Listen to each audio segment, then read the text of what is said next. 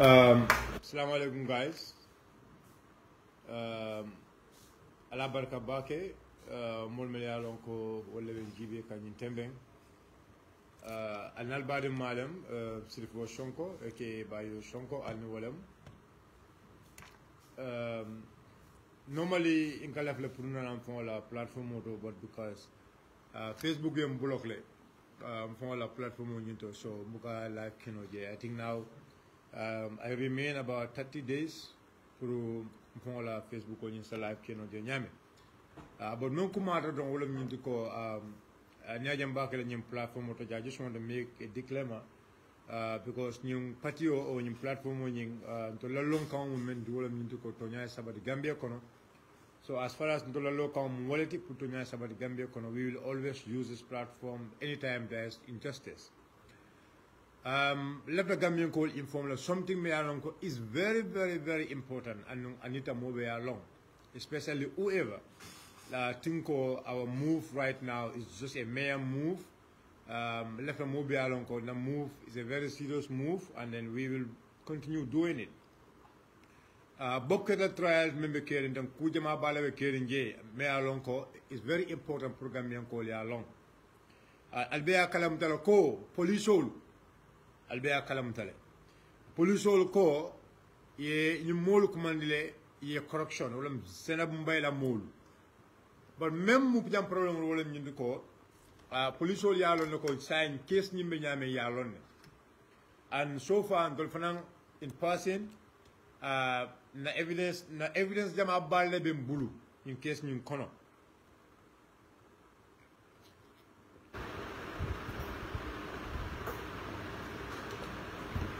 evidence de ma bala be mburu in case nin kono anu evidence all you is very important for nim public ya sia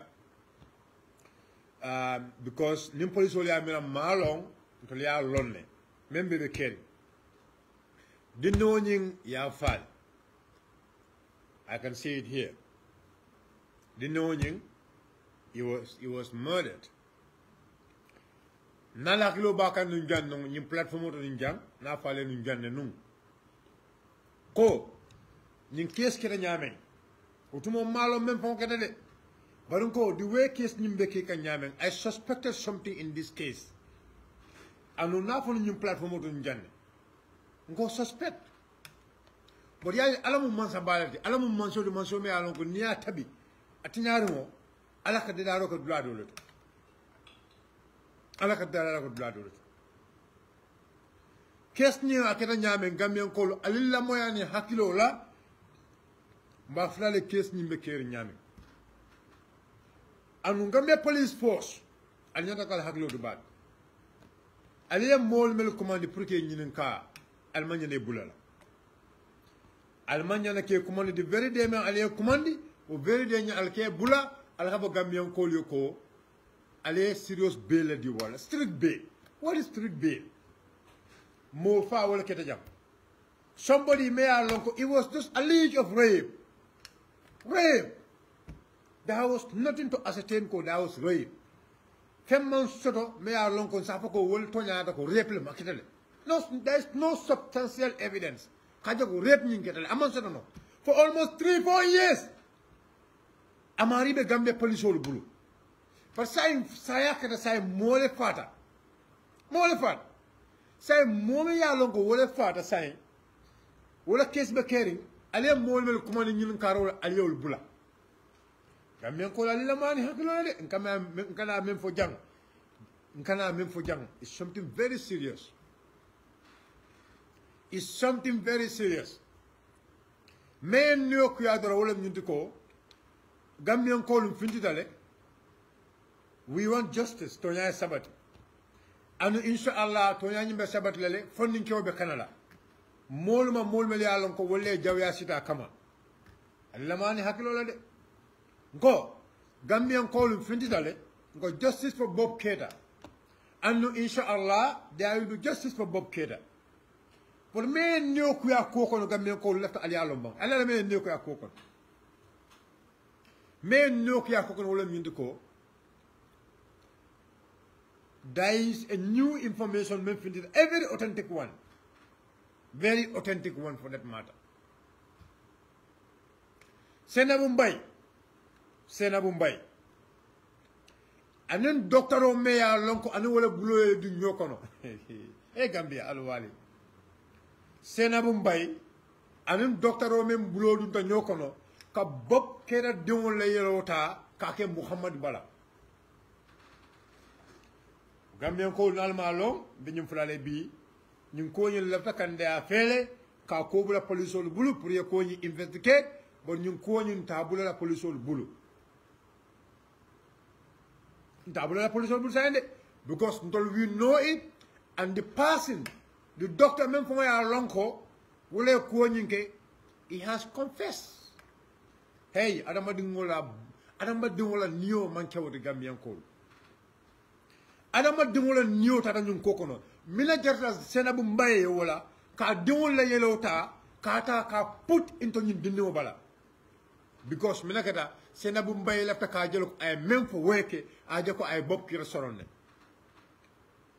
the so-called feminists or the so-called activists because we have real activists ntambuka activist soul a real activist soul ntambuka will condemn and I will never condemn them. And a person, a real feminist, manta condemn in any case. But I want to inform Gambian people that, well, I'm going to go. Bob kata la case ni men kata je left a call of ale kumo senama moment alia long. Ling Gambian ko membe sirin shokono e baka finti. I am telling you ko siye mirade. Ni ajon tolbe finti la bob kita la case nyunto. Ku jama bala bi yeme alon ko na investigate le na long. Yin case ni men nyo ko aje wolam nyundo ko fondin ke dobe finti la fondin ke dobe dunna. Back because Senabu Mbaye funding ke ome use ka don la yellow bondi ka kenyin baby Muhammad Bala o funding ke mu dinni balet ni e funding ke nyinje ko mi la sayala kata funding ke nyin atede la no because mi la kata sayala kata funding ke nyin atede la no ko tanke a confess that funding you confessed. Ko yes. Atele yelo bondi. Bob kera dengolo bala. But initially abala ako atama yelo nying transfer baby Mohammed Bala. Ako another doctor le okay. Another doctor.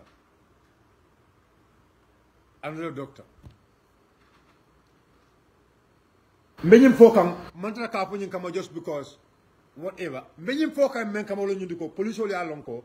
We are on top of this case. We are on top of this case and don't whatever changes there we have our evidence. May alonko. This thing can never be changed. Alemel command for cautioning, Alie Bulale. Fine. It's not a problem. Alemel command ke nyinunka. That's okay. Senabu Mbaye is right now in Senegal. Mbeya kalamta nunjana Gambia police all tata more normal all the way to Dakar. Mbeya kalamta nunjana ko hotspot. Gambia government and Senegal government ya signed. Why the Gambia police force is have not gone to Dakar to go and extradite Senabu Mbaye. Gambian Kolu. People can say all what they want to say. Nambar muso do moy la abe jamu kan aben to fola. Ako fontelem jumati. Ako fonte amena Gambia loi ben tele bulba. No, my sister, Gambia loi mantrante bulu. But Gambia, ndamu Gambia jumolati, and I will fight for this country. And ntamo nyakolo jibela wala. Gambians can say anything. Gambians can say anything. Wallahi, what I am saying is true. Wallahi, I can tell you people this. I said this here in this platform. Go. I suspect a foul play in this game. social media, you have to be a person, you should be able to investigate. For a mode, a cool long. A mariba kisses a cool long. And we know the mafias or the cabals or the people, they are using money in this case. They can do anything to try to tamper. But whoever, Momo you want to tamper with this case, along control, we already have our clear evidence and it's with us. We already have our evidence and our evidence is with us. Our evidence is with us. Nobody can change that evidence. No state personnel can change that evidence. I can tell Gambians, inshallah, Bob is going to win this case. Be easy in law, Nabal Alabal, the case will win that. Why? If Senator Mumbai Latako is 100% credible, whoever is asking, I am telling you, my information is 100% credible. Because we have the witness, and there are some certain things in the but I want the public to know this code. This case is not just a mere case. I want the public to understand we are not just out because of media. I want the public to understand that. I want the public to understand that. And don't remember case for what is going to happen? There is a very important institute in this country. One of the most highest medical office will also be part of this. Case ni manta kel case ni di aje sena mumbaye kula ma jang amamelo. Gambia, we are at a state, the state local state me ya lonko to nyali melka mabo ibebe fintila la sain. Yalla molia mira moro la dual molia mira alfa la dual molia mira dual la dual ne boy la wala nyama no. Allah subhanahu wa ta'ala endale I am fisande nyoti. I am fisande nyoti. But Nankumata Jam, that is about this case. The case is very important. The case is very important. And I can give this confidence to everybody. Momo yalongo ifintida in this case. Ila finto manga kensenti ifintida tonya kutiko wala fasa. And tonya nying alabadi lanale. I am giving this confidence to everybody. Momo fintida. I am telling you people ko.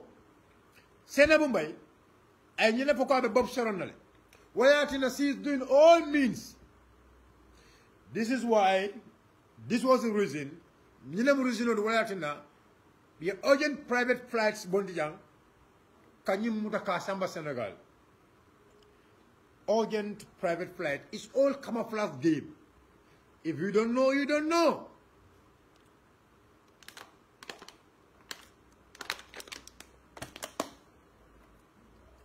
It was all camouflage game. I got video menta in the flight. I got video menta kabeka yellow bondi. It was all a game. Abemu game multi. Abemu game multi. A game formed by the cabals. This is why Gambia government need to be very careful in this case.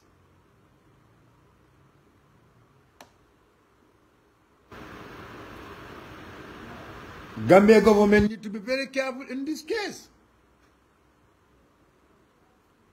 We understand ko Senabumbai right now because the Interpol in Senegal abewole block ko ya mutale according to information we are having. But this information is not confirmed because the medium reported it. It's a medium me alonko ala call man telling. So I'm not going to go with his words. It was reported in Jamano. And in Jamano, ila kolu are not very credible. It will ko Senabumbai as we are speaking, because Senabumbai be Interpol Lebulu in Senegal. That was what they report. The video me alonko, they were in the flight, it was all fake. Just to camouflage the system. Video ni moment wala ñu pour que système mo ñu camouflage. Kak système mo ñu ta ka dindi ñokono doro.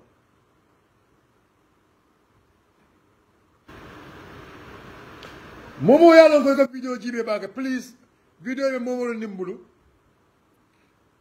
I want you to go back to the video. Ale video ñu jibe bang. Kana koronto diba video ñu jibe la. Video ñu jibe hakilo la. Diba jibe la. You will learn something from that video. Ibe fenne karana video ñu kono. Gambians, now we should be clever. Those kind of things, we should be clever. Nobody should play with our minds. Okay. What happened? Senabumbai, ibe suamen kono, where they were living, they transferred. They transferred. Ibode amentonu, iboda woloto. It transferred to Bursibi here. Bursibi ya, mbalaja, Bursibi ya. Gambian people, alila moyani hakilola, because mina ka system wonyum for exactly the way the system is, and I want people to record it. Record what I am coming to say here, because this case will be going to the court. The way I'm going to narrate it, this is exactly, I will narrate in the court like that. I will narrate in the court like that. Exactly. That is how the court is going to narrate it. I am here to confirm it to you people. Senabumbai, abenun korra men kono, ibota woloto. Ibenun damen te ibota woloto.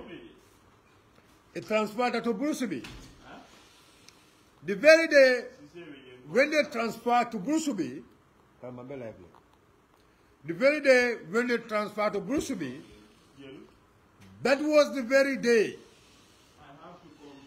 Senabumbai, another dindim fulonye, another brother Chorno, Wola Bulata, Sas la Motokono, Gambian ko, Alamani Hakilola de Sas la Motoni. Karamba, please, can you please lower your voice, please? Gambians, listen to me very carefully. Alilamani Hakilola. Memang fokanta kumate le pour Gambian ko le amoy. Senabumbai, I started again. Alilamani Hakilola. Senabumbai, I believe from Damento. When they want to play all these games, they move from where they were living to another destination. You see, Kajako, she's having a lot of counseling with the mafias, the criminals. A transfer da abedamento, ye corral was mole bulujang, me alonko we brusubile. A transfer na woleto. So what happened is this. Zenabumbai, another brother Chorno, because we believe that Chorno knows everything about this case. But Kodo is what is controlling Chorno, and it's just the no Nimbama Fatumbai. Because Zenab is doing everything for Fatumbai. Because why? Zenab knows whatever she is having today is through Fatumbai. I Fatumbai la use, I Fatumbai like a Jordan.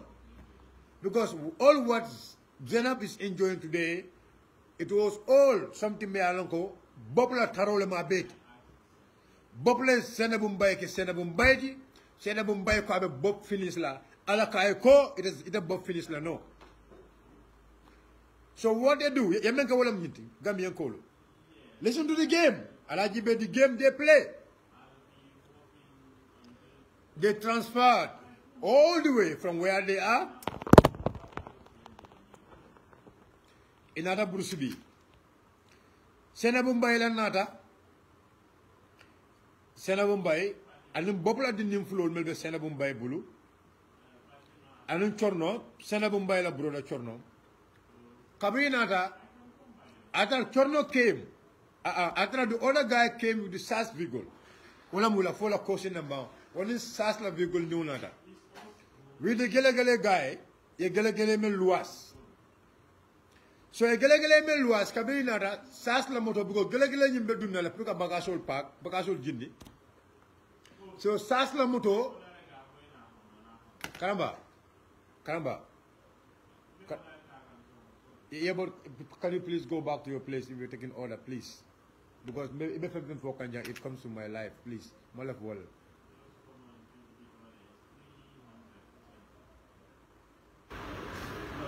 Okay. I'm very sorry. Somebody is disturbing, and this topic is very important because I want whatever Memem Folajang Gambians to hear me very clearly. So if I have somebody around me distracting me, I will repeat it again for better understanding. Na viewers will may I repeat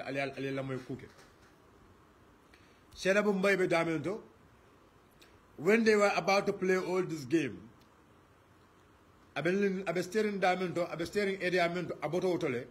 they went and do this operation, or immediately after the operation, that was the time, that was the very day, because left a cooking, I'll understand them. In fact, they only pay an advance of 20,000. The house lord or the landlord can tell me. Well, I didn't follow wrong. I'm always careful with it. They only pay 20,000 to the landlord. Koranying evaluas kan $250,000. Mark my word. Koranying evaluas kan they agree with the guy. They agree with the guy. They agree with the guy $250,000. In Koratu agreed to Walala. So what happened? So Koratu they pay an advance of 20,000. Expecting they will come and pay the other money before they will move to the house. If they want to move urgently, urgent. Surprisingly, Koratu was not expecting these people are coming. So when they came, so the agent only not for nobody you people, how can you get into this house? Alman Joroke.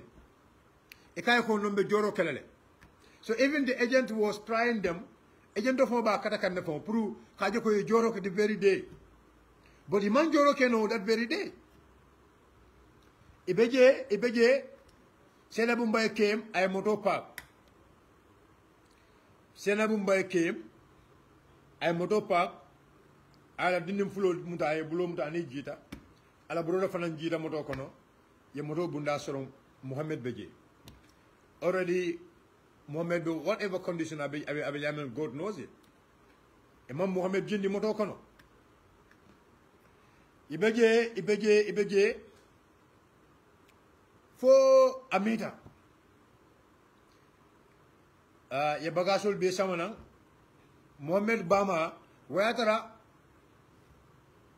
Muhammad Bama be so kono e ka sawna damento oto Muhammad Bama be wolo Fatou Mbaye so kabrim baga sol banda but Senabu Mbaye was in the house in Bursibi here at the kabrim first trip na do she stay put in Bursibi kabrim first trip woni nada at the state of Bursibi le so what happened was ye Bama do so kono ito lindi no flow dinin sabo nada ye dinin kilo bula moto kono ye dinin fulo nyi jinde anem broda nying ye moto sorom Senabu Mbaye ta rabdum bun kono ala broda chorno be tanin nala bagasol ki samana wi di taxi bagage anin sas la moton no nying okay anin sas la moton no I'm done No. Close it. Guys, just 1 minute. I have to. Just guys, 1 minute.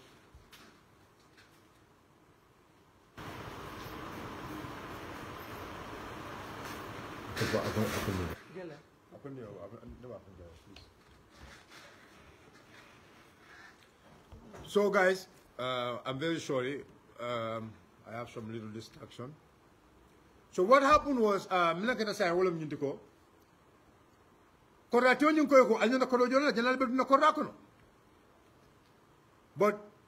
it will be diamond to do in a haste because if the diamond left a kabota because there is something going to happen. Already. They have already met the doctor. They have already met the doctor. The doctor you met already.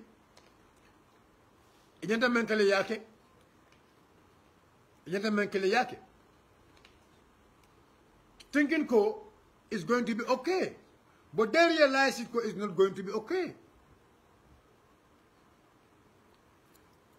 After doing all what they should do, kadi dinin do la yellow bondi, kage dinin do kono. Unyamatia. A doctor, when I look at this doctor, how young he is, mbala fata back. Senabumbai minute yutela. Me ya tina itebo kera senabumbai.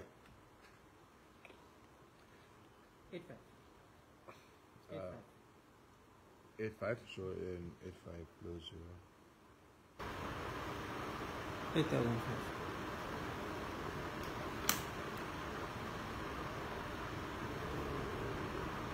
Yes.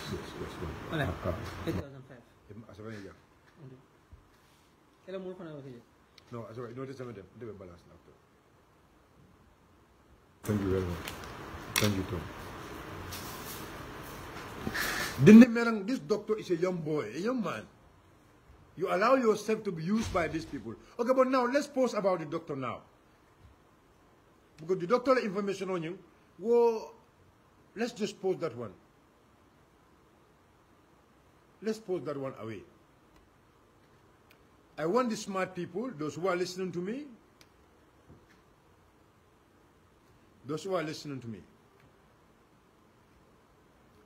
So what happened now? Senabumbai, I cannot now didn't know Sika. I didn't know Yunta. Okay, didn't know Motokono. Sorry, didn't know Motokono. Kaben didn't know Motokono. Somebody came, I didn't know you Boni Motokono. But in fact, the issue moment, we're marrying. I moto Bunda Chabo Soronyadile. If it's not a game. If it's not a game. But more beje me along ka be so on that very time. Ako beje na dorong, ya je morning di no nata. Ako juma de mo nyinti, juma de mo nyinti. Juma de mo nyinti. O tumo wolam afinti dona. O tumo wala afinti dona. Hello? Je n'ai que just 5 minutes.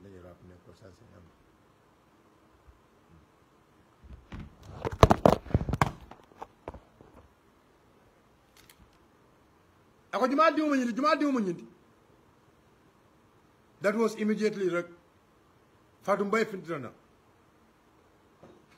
Fatumbai Nat. Akoy yendum fa renen sumadom. O suma do mi I don't know in sura account ndimu fata sura account eyewitness le beje me alon ko ñun ko kita ñalal an eyewitness me alon ko the person is ready to testify before the court. The person is ready to testify before the court. This eyewitness me alon ko even Senabumbai will not deny the person's presence in the house at the very time. Senabumbai will not deny it. Chorno will not deny it. Nobody can deny that person's presence in that place. And the person is ready to testify before the court. Well, this issue is not about Bob. This issue is about the Gambia. Ali Lamay. Senabumbai na la brother, you didn't know samba AfriMed. Ibeje AfriMedia refer. AfriMedia refer. AfriMedia muta I refer to another hospital in Banjul. Kabiri AfriMedia ga refer, but yes, Senab was hiding the issue to Fatumbai. Senab abekwani mabo kam Fatumbai ma.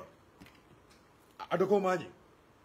Because Senab spoke with this eyewitness member because otumo mari nyol be no ma kodu kola. Puri la kodo purka bongo nyinjo. The person is just waiting. Puri na ya kodo nyinjo. It's only this case me imaita wala atene man wala kodo jo the very day. Buntioni. The agents ima wala kodo jo the very day.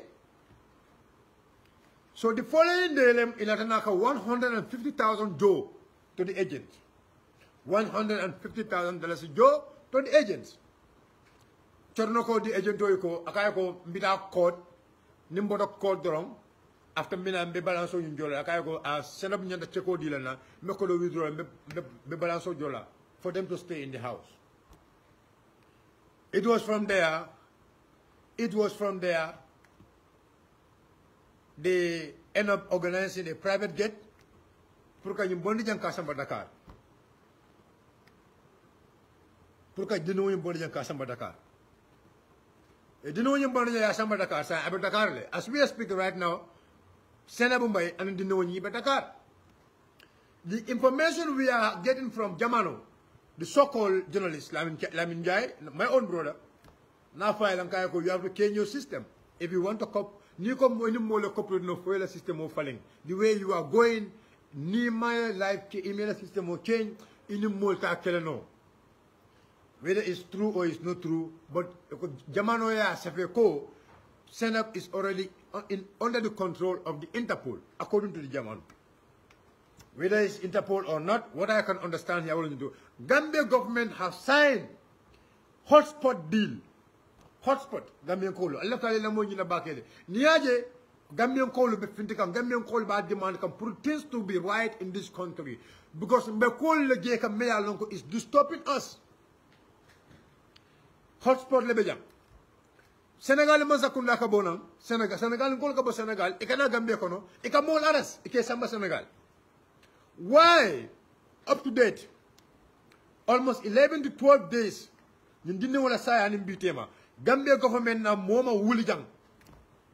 The police cannot give us an authentic information as we are speaking. They were only giving us information we cannot understand. We cannot know detail of the story coming from Moli. Gambia police all. Left of Gambian call, let me understand. Gambia police force. We went there, Kabrin case number daring, until we went there as concerned citizens. Because Goyoko now, this case is going right now. This case is not going right now. This case may not be carrying right now. Mine at an unsigned. Far komen keda je ansa fem man fem moy akokono far komen keda case ni kono man fem moy far ko ni kono. The police inform us that they are on top of the matter. But now the police it will because they are on top of the matter, but we didn't hear about any arrest. Immediately in Tolaboje, the police came up. The police came up with a story. Kapoko, they have arrested 2 people. Milalongo, ye command left for corruption. 2 people go wala arrest. Mbejebi is confirmed from the police corps. The 2 people arrested about the murder case are being released on bail, with strict bail, according to the police. But now the corruption here movement why the citizens of this country are losing trust. We always lose trust about our government. It's the way the government is operating. It's the way the government is operating. Now, police all. Because an evidence, a very important evidence to this case. One of the most serious cases we are speaking right now, Senabumbaini Wolebe Dakar Kono. even it's not about Senator Mumbai now, but it's about the evidence in corruption. It's not about Senator Mumbai, but the evidence may alonko wolemu Muhammad. Moment is a key evidence in this matter. Muhammad is a key evidence in this matter. That Muhammad, first of all, Gambia government failed them the murder of the child and the murder of the minor, according to them, allegedly, after giving birth, they should not be staying with, as far as the matter is before the court, stay. As far as this matter is before the court, and it's the state, it's not Senator Mumbai versus the state, but it's state versus, so it's state versus Bob Keita, not Bob Keita versus Senator Mumbai.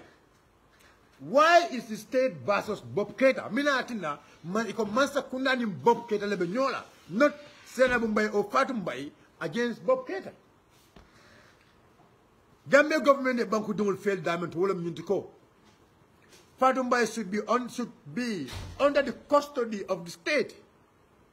Fatou Mbai and baby Muhammad, the moment Fatou Mbai wuluta drang, Fatou Mbai and baby Muhammad should be under the custody of the state. The social welfare should be in charge of them, and they should even be protected. Because these people are key evidence in this matter. They are key evidence, they should be protected. Every evidence, well, in the court, court doesn't play with evidence, because evidence are very important in every court. This was the reason why at Namolko Usman so in because I evidence letting contempt is a contempt in the court. For destroying evidence is one of the biggest crimes in any criminal sittings. So now the side and evidence, the state bankomang evidence owning masakundama evidence owning control. The evidence all bula with a party the party have interest in this matter. A party who have interest in the matter. This is about sense. Nabanyama, these people should go to SOS. Baby Muhammad and the mother should be under the control of SOS because the baby is a minor. Because of the mother was a minor at the very time when this court was going on.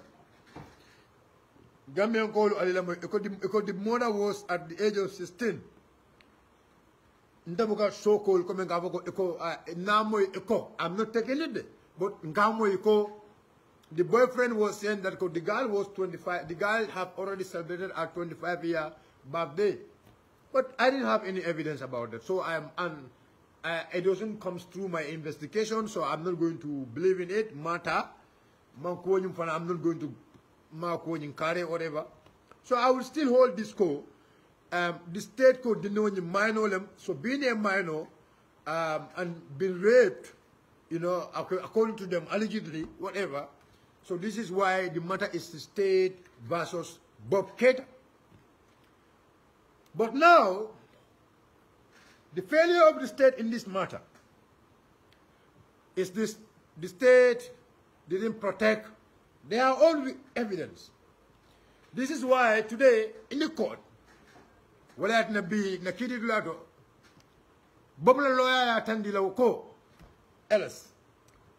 the most intelligent lawyer, he can any judge, any kind of legal matter is either criminal or civil.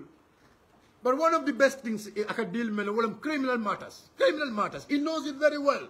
He can deal with criminal matter, and this thing is almost becoming more than a criminal matter now. What in the cabin that a kid would like to be? Elas, I go Jojo ko. I can go yellow member you prolong me all in the co. I can't even Jojo for me along with them Jojo.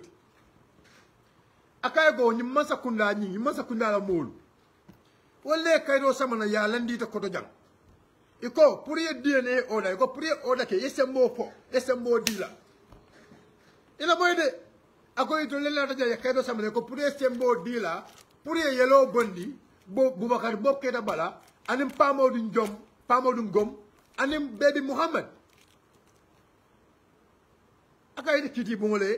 You know that you kitty bunkonajang, you kitty motojang. You go put your same more dealer, put your yellow bundy baby Muhammad Bala. maybe Muhammad. Pure yellow bondi baby Muhammad Bala, anim Bobakar Bob Keita, anim Juma, anim Pamadun Gum. Akwa go bar sign, bilam gelti, bilam lokum fulat, till tang anin nani. Court order me along ya di, it will make for the court order in demand, ima respect. Ima respect nadi wolam yuntuko, near Tanasai, ye Bob Ketam the ya moving. And that was where a debate came. Because Elas Kaiko, atole Bob Muta alia wish to RVTH Purkata Kala Yelota. Kimbenta Manson Wokola, ako Elas should not use the word wish. But Elas Kaiko, I mean, why should I mean, because how can you more Bondi? From the court, you go court order you also. Yeah, Bondi, you wish him to RVTH. You move him from Bundun to RVTH. But this Cameroonian didn't know me alonko. He have no intention but just Gambia doing sorrow. Kimbenta. That's one of my biggest problems in this case. The same Kimbenta was in our 3-year job case. About try come by all means purka go control soron but ala ko ite nyul soron no and no amantul soron no. So Elas Kaiko, my lord, akaida fo court order mendi nyul fele answer court order nying e manson ka tamandi. Gambien ko alila moyde kiti bungo court order mendi. Anu kiti bungo nying I court order men for detail right now. That's court order nying. Men fo la demand wala masakundati. O masakundala moli mo court order nying ma be tamandi fombe bi mo kono tel tang aninan. That's a contempt of the court. Of all that mamu another counsel against the state. Akai sokoli court order me along ya dinu njawata me. Nyule na ko yellow so dinu bala without court order. You didn't tie without court order. So Bobla lawyer and arguments in the court today was, I mean, they were very strong. So this is why we have faith in this case. We have faith in this case. We have faith in this case. LSA, ala ruling source samananten.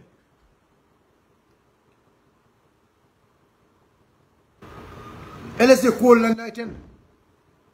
Because Kimbenta alone ko LS manga volunteer. LS manga volunteer when he was going to school. LS was practicing and LS was going to school.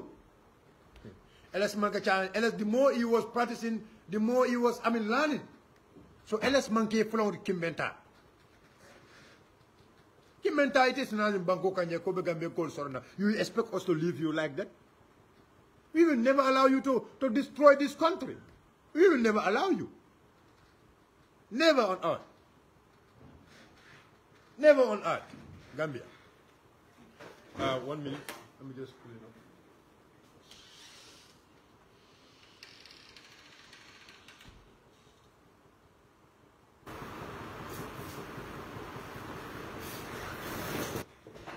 Sorry guys, the place is a little bit tight, hot. So left the Gambian court, I didn't understand. So listening, that was the argument in the case today. Be willing to diamo to case need to be. What am diamo to because yalong DNA ko ni mu yalong eko dola kairo dola koro. Ajale DNA ta ko ni me yalong ko it's not even part of this case. Because Bob's case, Bob was accused of rape. Raping an underage. But there was no potential evidence, there was no potential evidence, they can bring before the court. So the only last hope for them was to do DNA. And the DNA, Fernandez want to manipulate with the DNA. Allah subhanahu wa ta'ala, alaye muta, alaye tankereng, andung Gambian kolu. Mbafula leko Allah baraka bake. This case It's not a petition case. Among a party kuti, Gambian Kolu. I want to make this very clear to everybody. Manke party kuti, muna bankoleti, leftaka na bankole deda. Na banko leftaka wole deda, na banko. This is about our country. And we expect every patriotic citizen of this country have to be with us. Pour komen kaje ko nyin case nyen aita anun silola. Aita anun silola. Aita anun silola. So, mol mele alon ko bi wala na kiti bunko na fa alnimbara bak ala baraka bak. Alnata alla banku diya soko Gambia sunkutu ndewolu. Gambia sunkutu ndewolu ala baraka bake. Gambia musolu ala baraka bake. Gambia fondin kewolu ala baraka bake. Alba parel na pour alla banko bondi, alba parel na pour tonya sabar nyim banko ko. Oto Gambia sunkutu ala baraka bake. Ala bal sawo kala bi iznillah. Gambia sunkutu, Gambia musolu, Gambia dingol.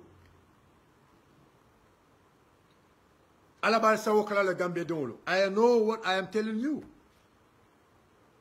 Alabal sawo kalale, believe in me. When you are doing the struggle, ibe kumo bele folema. Because ndol delta ega kumo bele fontolma. They use all kind of names to us. They use all kind of words against us. They understand what we were fighting. When we were doing this fight, I have a family. I'm not just going to sacrifice my life just for a mere cause. No, never on earth.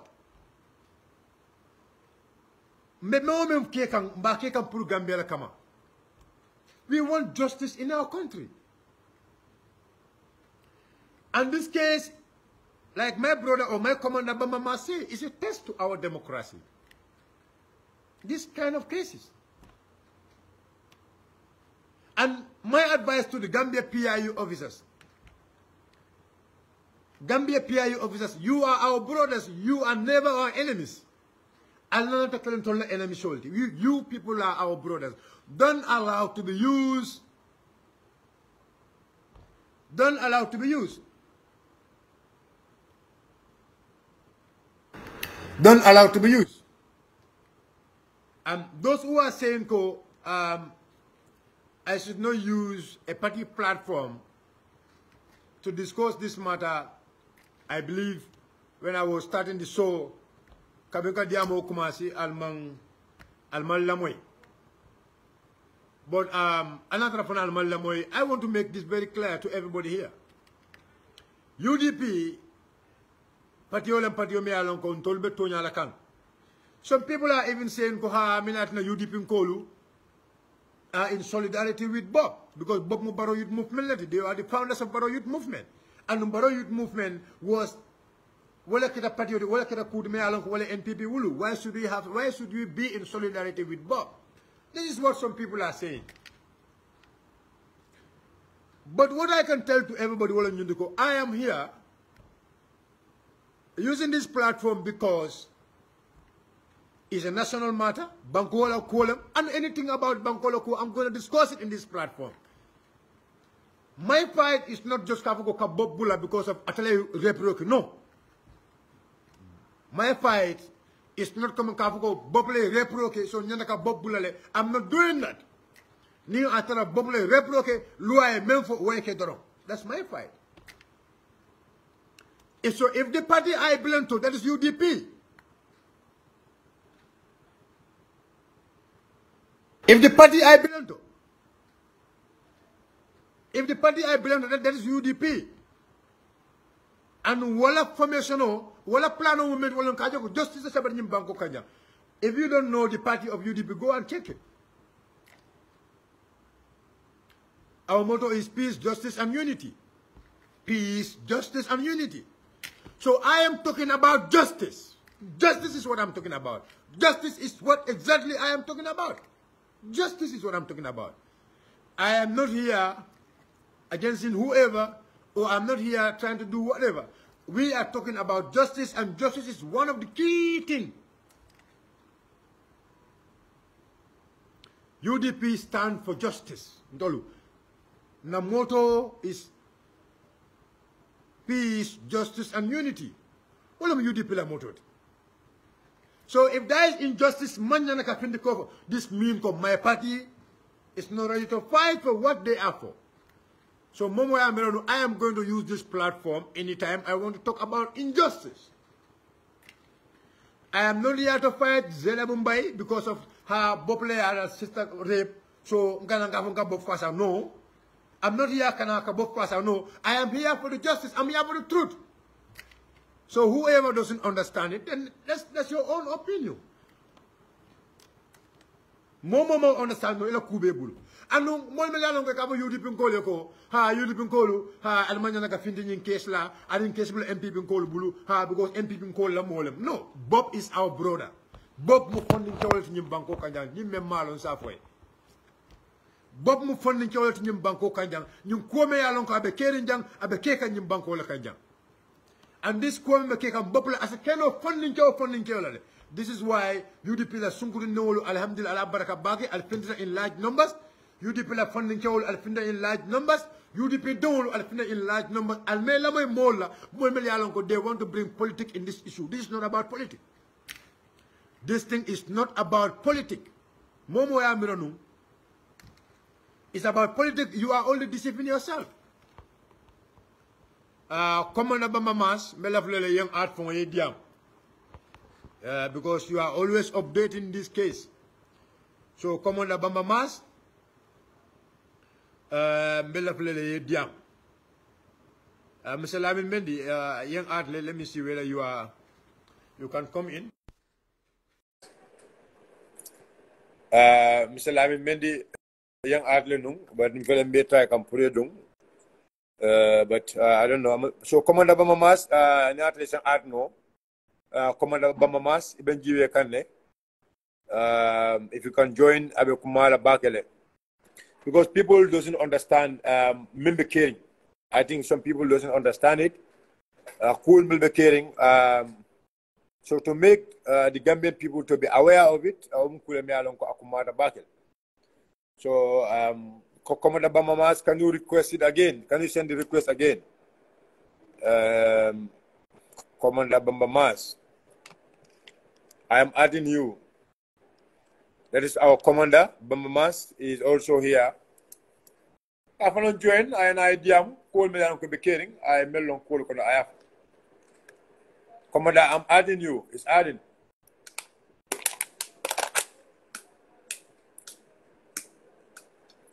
So Gambian call left Ali will understand. Our mission and our stand is to fight against injustice. And now we will always fight against injustice. Momo alon ko lafla junna kam. Momo, you join us. We are not fighting for any individual here. Momo, we are fighting for an individual. You are joking. You must be joking. We are not fighting for an individual. We are fighting for our nation. We are fighting for our future. Commander, can you please add again? Okay. Okay. Oh, it keeps failing. Once more. Commander, if you can add me again.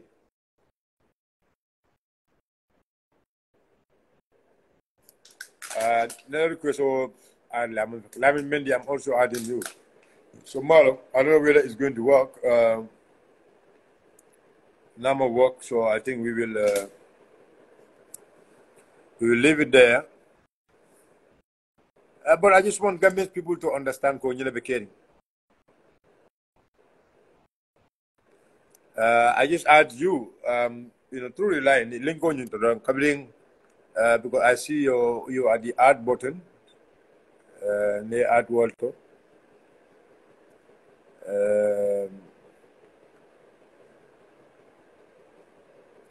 They add Walter at the add button. Commander, I'm never add Lembe add can, but it keeps adding. I have adding, so I don't know. You come or you're not able to come.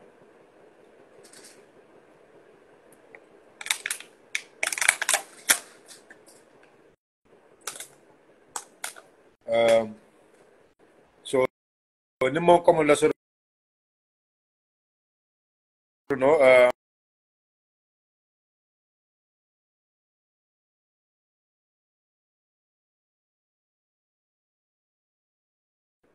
but finally left a for la mole. The key thing is this. Left a mobile la man yandiko Bob